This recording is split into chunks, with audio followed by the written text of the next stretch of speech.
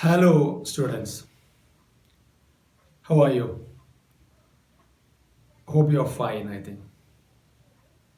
John Sullivan, President of Board of Revenues of Madras, once stated, our system acts very much as like a sponge, drawing up all the good things from the banks of river Ganges and squeezing them down on the banks of Thames.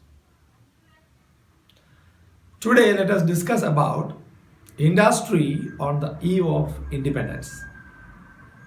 So, in this topic, let us discuss about what was the nature of Indian industry on the eve of independence. Basically, analyzing the decline of handicrafts and the nature of industrial policy followed by the Britishers in India, and the situation of capital good industries and the public sector units. So these are the major 4 points we are going to discuss today. Are you ready?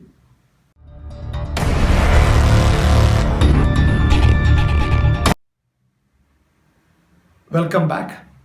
So let us discuss one by one.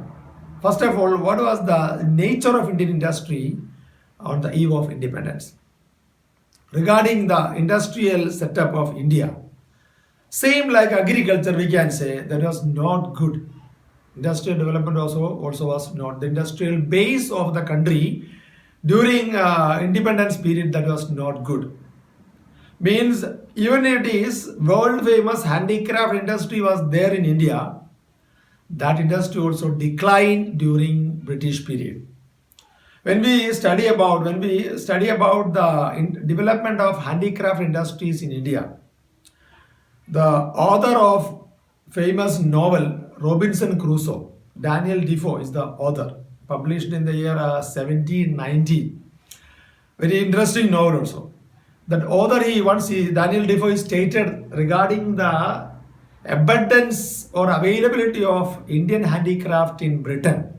He stated that this handicraft product reached their bedrooms, their pillows, bed sheets, even their toilets, and the last piece of their cloth also, this cloth is there. So that's why, in order to stop the product, Britishers had taken some rules, regulations in Britain also. That was the importance of our handicraft all over the world. That industry also gradually, means after the Plassey War of Plassey, Battle of Plassey, the Britishers gradually started destroying the handicraft and all. Okay.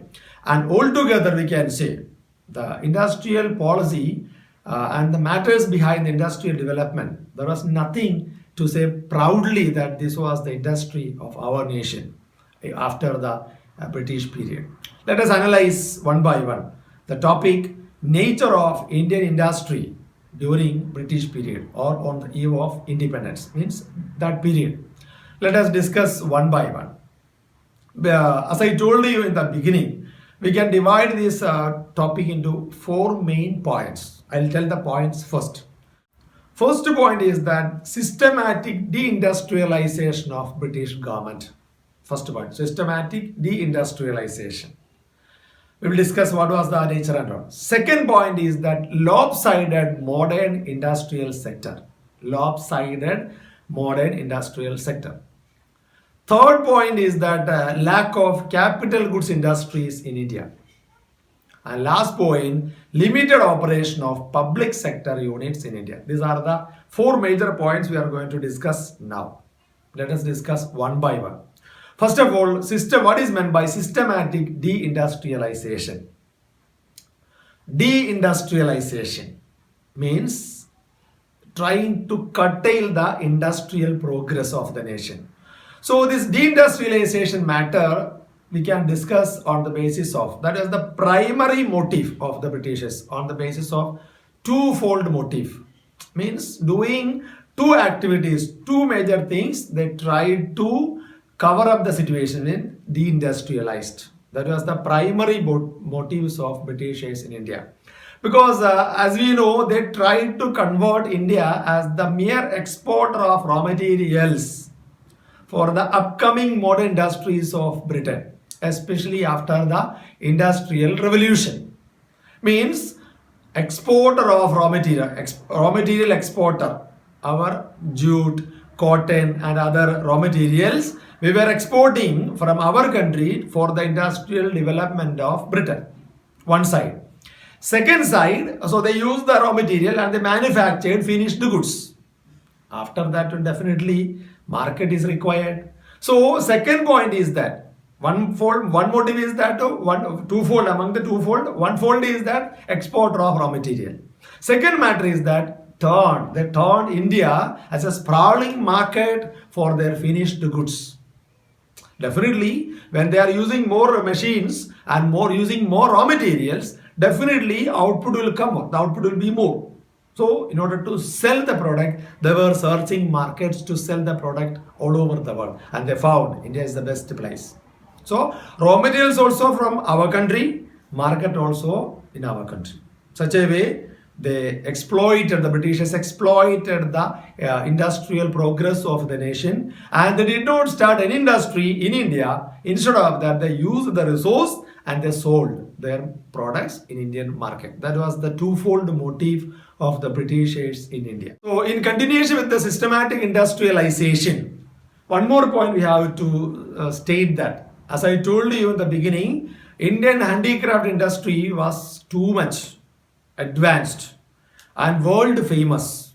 The craftsmanship and the raw materials used for the manufacturing of this handicraft was world famous. That's why only Robinson Crusoe commented regarding the Indian products and the presence of Indian products in his country. So that also gradually declined. So that also we can add in this point of systematic deindustrialization, decline of handicraft. So when we study the matter in detail, decline of handicraft, we can see some instinct reason behind the decline of handicraft. The first and foremost reason behind this decline of handicraft is the discriminatory trade policy of the British people. Discriminatory trade policy. What is discrimination? Showing two levels, two situations for the tariff trade policy center. First one is that the Britishers, the administrators, they reduced the tariff. Means free export, tariff-free export of raw materials from India to Britain. Tariff-free export of raw materials from India to Britain. That was not allowed to charge any tariff on the product. Second thing is that tariff-free import of finished goods from Britain. As I told you, they use India as a source of raw material and finished goods, market for the finished goods. Here they use the idea tariff also removed. So we can say discriminatory tariff policy. Because of that, what happened? All the resources went from here. That's only John Sullivan stated. What he stated that our policy like a sponge. What the sponge is doing, and we are extracting the good things from the banks of Ganges, means India. River Ganges. Is it from India? We are extracting the resources. And those sponge, the fully filled sponge, they are squeezing in the banks of Thames. River Thames is the river in Britain. Is it? So, such a way, extracting and squeezing. Such a way, all the resources, raw materials extracted and made finished goods and sold again in the Indian market. Such a way, the discriminatory policy was the first reason among the reasons of decline of handicraft in India. Understood? Second reason of decline of handicraft, we can say disappearance of princely courts. Means prior to the British period, before the advent of the British period, India was ruled by Rajas, Nawabs, princes and other emperors.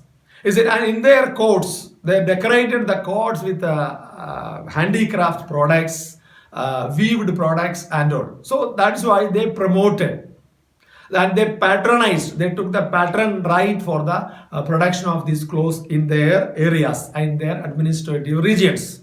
But because of the advent of the Britishers, slowly all these courts, Means Britishers attacked and they defeated and they got the power of the region and they became the rulers. And these courts were only a minor operation was there, or most of the courts were removed because nobody was there to take care of that one. No pattern was there to take care of that one. And the beginning of the Britishers led to the decline of handicraft from India. That's the second reason, disappearance of princely courts.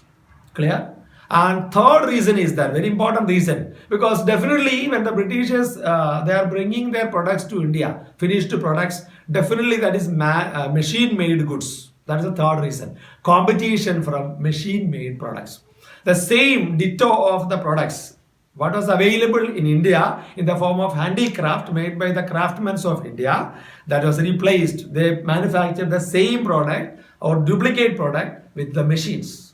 So those products came to the Indian market. So competition from the machine products, that was not easily for the manufacturers or the handicraft people, because even if it was removed, few were there here and there in corners of India, nook and corner of our country. That was also removed because of the low cost product of Britain and high cost product of India. Because normally handicraft products, it is a high cost. But the low cost product of the Britain, machine made products reach there. So that also took the market of that one. So 3 points. First one, discriminatory tariff policy, that we can say double exploitation. In other terms, we can say it's a double exploitation of the Britishers. Import also they exploited, export also they exploited. Is it? Both tariff they removed. Second point is the disappearance of princely states. Third point is that competition of from the machine-made goods. One more point we can say, change in the demand aspects of the society. Means people, when the Britishers came to the country, people started imitating the culture and lifestyles of the British people. In their haircuts, in their dressings, in their food habits, everywhere, the social change happened there. So Western, we can say the point, Western lifestyles. So mostly the Western lifestyles, when you are accepting the clothes stitched or woven in Indian market, not be demanded by the people. They will demand mostly the foreign products, is it? So the lifestyle also changed.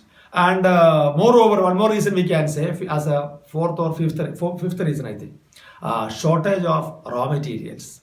Locally collected, most of the handicraft people collected raw materials locally. But because of the advent of the people and the extraction of the Britishers and the export of raw materials from here, local people also started struggling to get the raw materials sufficiently for the production of their goods. So these are the major reasons for the decline of handicraft in India. So the decline also as coming under the part of the systematic deindustrialization policy of the Britishers in India. Means slowly and gradually they declined the industries of India, because in order to get more demands for the products from Britain. Clear now? This is the first point. Second point is, as I told you, lopsided modern industrial sector. Lopsided means partially, means went to one side. Means certain areas or certain places they started the industries, and whenever they started the industry, there was the point of view was there. There is no such industry should compete with the products of Britain. Which all commodities are available or manufactured in Britain, those industries they did not start in India. Why? They know that product will become a competent. So which all product is not available there, it is not able to produce in Britain, those industries they started here. That is the lopsided nature, is it? And when we study about the periods, in the year 1850 and 55 periods, jute industries, cotton textile, jute mills, cotton mills, coal mines, everything started first time in India in the year 1850 and 55 period. Is it? And when we study the period, by the end of around 19th century, around 194 cotton mills were there in India, and 36 jute mills also were there in India. Means that the industry they flourished because that is possible in India only. That's why they started industries here, cotton, jute industries, because those goods They need the products of jute and cotton also. And moreover, this cotton text industries, most of the industries concentrated in Maharashtra, Gujarat and all. In geography, you might have learned in 10th class, why did these cotton text industries concentrated in Maharashtra, Bombay belt and all? Because the black soil is the best for the cultivation of cotton. And most of the jute mills concentrated in Bengal region. Bengal region means that time Bengal region, now it is Bangladesh. Is it? That was Eastern Pakistan. Now it is Bangladesh. So Bangladesh is the, as I told you in the previous class, Bangladesh is the largest exporter of jute in the world. Means jute industry was there. So the British period itself, jute industry flourished or located in the Bengal region and all. That's why. That's the reason, basic reason behind the development of these jute industries and cotton textile industries in India. And moreover, in the year 1907, one more industry started by Jamshedji Tata. Is it? Jamshedji Tata is the founder of Tata industry. And this industry was established by Dorabji Tata in the year 1907, April, I think. April or August, I don't remember the exactly which date. 1907 in Jamshedpur, in Bihar. That time Jamshedpur in Bihar. Is it? And when it came in Bihar, now Jamshedpur is the part of Jharkhand. Is it? New states, 3 states formed in that group. Jamshedpur, Jharkhand also as one state among the states. Jharkhand, Chhattisgarh and one more state was there. Jharkhand, Chhattisgarh and I forgot the name of the third state. Anyway, so Jamshedpur, it was established in the 1907, August 26. Yes, August 26. It was established in India, and that industry was the first industry in the category of steel from the side of Indian industry, and this is now multinational steel industry and 10th largest industry in the world. TISCO, Tata Iron and Steel Company, TISCO, 1907 August 26 in Jamshedpur, and the name of this place also named as for the memory of this Jamshedji Tata. Is it Jamshedpur? That place name also relating to this person, Jamshedpur. And when we study the industries, progress of this Jamshedpur and this Tata industry, in 1911 they produced pig iron. Pig iron means the raw iron from the iron ore, smelting iron ore. And in 1912 they started manufacturing steel, and the first steel ingot they produced in 1912 in the month of February. Ingot means the steel made in the form of pieces through the help of dies and ingot. So means steel pieces, iron and steel pieces. That pieces they used for the manufacturing of other things and all. Means we can say the raw material steel manufactured in India in the year 1912. Is it? Means that was the progress in case of our industry, and we can say that's a remarkable industry in India. Moreover, other than the steel industry, few more industries also were started in India. Sugar industry started, cement industry started, paper industry started after the Second World War and all in India. Is it? Such a way, those industries. So whenever the industries were started by the Britishers, there was an eye, as I told you, such industries will not create such issues for the industries of Britain. Is it? Only to maintain the nature, they manufactured some industries. Clear now? And third point, lack of capital goods industries in India. What is meant by capital goods? Capital goods industries, we mean the industries producing machine tools for the production of some consumer goods. Means through these machines only we can manufacture the consumer goods. So that is why Britishers mostly concentrated for the production of consumer goods, mostly consumer goods rather than capital goods. Means what is the reason? Capital goods industries are there, definitely that will flourish in a country. It is not possible to transplant the industries from here to Britain. They know that once upon a time they have to leave from the country, and it's not possible to continue there. As I told you, if you are losing any dominion, we can survive. But if you are losing India, it will be the sunset time, like the Governor General mentioned. So means that India, they want to extract the resource maximum from the country. That's why they promoted most of the consumer good industries in India. That also very few, not more. And most of the consumer good industries for the matters to solve the shortage of food grains. That was the reason basically in this regard. And the last point, fourth point is that, as I told you, limited operation of public sector undertaking, public sector units in India. So very few public sector units only started. Even if it is started also, that is only for the benefits of Britain. Understood? Do you think that the railway started here for the benefits of Indian, poor Indians? No. Road system they started, it's not for the development of our people. So when we think about the railway system, little more we have to discuss about the railway system. Because the railway system started during British period. The first passenger train also we know. First train, do you think that first passenger train and first business train also? There are the introduction of railway we can categorize into two, and the development of railway also. So the first railway system, it started in the year 1832. The proposal was done in 1832 in India, in Madras. And it was approved and sanctioned. Train started functioning in the year 1837 from Red Hills of, that's important thing, Red Hills of Madras to the Chitra bridge. I don't remember the name. Chitradeep, I think, bridge of Madras. Only a short distance area carrying that. What we are saying, granite stones from the quarry to the construction site, road building areas of Madras. That was the first train, 1937. From Red Hills to Chitrajit bridge area, I don't know, is it? Then first passenger train started functioning from Bombay to Thane. That we know that. Which year? 1853 it started.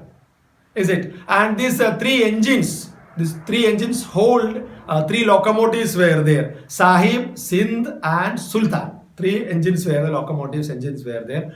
Hold that one for the, means used for the running of this one. And around 400 passengers were there. How many kilometers? 34 kilometers that train traveled there in the year 1853, 16th April. That year you have to remember, 16th April. Exactly, 16th April. Yes, 16th April it started. And who was the person behind that one? This credit we have to give to Lord Dalhousie. Is it? During the period of Dalhousie only, this Bombay to Thane. Bombay exact railway station. What is the name of the railway station? That Mumbai railway station. From where it was started? Any idea? Some specific name is there for the station. Bori Bandar, I think. From Bori Bandar station till Thane, 34 kilometer distance, around 20-mile distance, 400 people travel with the three engines and all. But in case of this first engine of this Tamil Nadu, that's only a rotary engine. Rotary engine made by a British person, William Avery. He only made the engine. From Red Hills to Chitradipet, the place. Yes, Chitradipet. Yes, that's the place. Okay, anyway, this is the transportation of the things. That is the first stage. Second stage also in the case of this development, that is the passenger train. From there only, this Bombay and still railway started. And now we are in the later stage of the railway system. Those system means that what we are saying this one, the system started first by the Britishers in India. Clear now? For the development of the Britain. And most from the hilly areas also they started railways. In one state in Kerala, one railway system started from one hilly area. There the world's finest teak wood is available. There are, when we are seeing the history of that, you can see there are some teak woods are there. 7 people has to hold like that. Such a way, it's a big teak wood. So the finest teak wood is available in the world. It is available in that Kerala. From that region, they started railway. Means for the exporting of this wood. Teak wood is the best wood among the woods. So that also started by the Britishers. So basically, they started this railway for their military purpose, carrying of raw materials from one place to the other, and not for the benefits of Indian people. So even if that means that limited access means they used for their purpose. Second thing is that power generation, electricity and all. That also they used. Communication facilities and ports. Ports they used for the exporting of goods and importing of goods. So mostly they use the ships for the carrying of goods from one place to the other. And through the railways they collected the goods near to the port. And most of the railway networks they connected major cities and ports. So collecting the raw materials from village areas with the help of this railway system or other road system and channelizing to the ports. From ports they are exporting these goods to Britain, and the finished goods they are bringing back the same channel they are using again for the distribution of products in the local markets of India. And gradually all the industries, almost industries and everything, they declined, especially the handicraft industries in India. Understood? So let us sum up once again. So regarding the deindustrialization policy of the Britishers or the nature of Indian industry was, first one, systematic deindustrialization. Then we have to mention about the decline of handicraft in detail. Second point is that lopsided industrial sector, modern industrial sector. There we have to mention about the jute industries, cotton industries, and that time we can say something positively regarding the TISCO, Tata Iron and Steel Company also, but it was not a big movement regarding that one. And third point is that lack of capital good industries. Most of the industries are started only for consumer goods, and that their consideration regarding the point and all. Is it? And last point is that regarding the limited operation of public sector units. Means even if it is railway it was there, or the ports were there, or the power generation was there, or the telecommunication facilities they used, all these things they used for the advancement or the advantage of their industries or their administration purposes. Thank you for watching my class.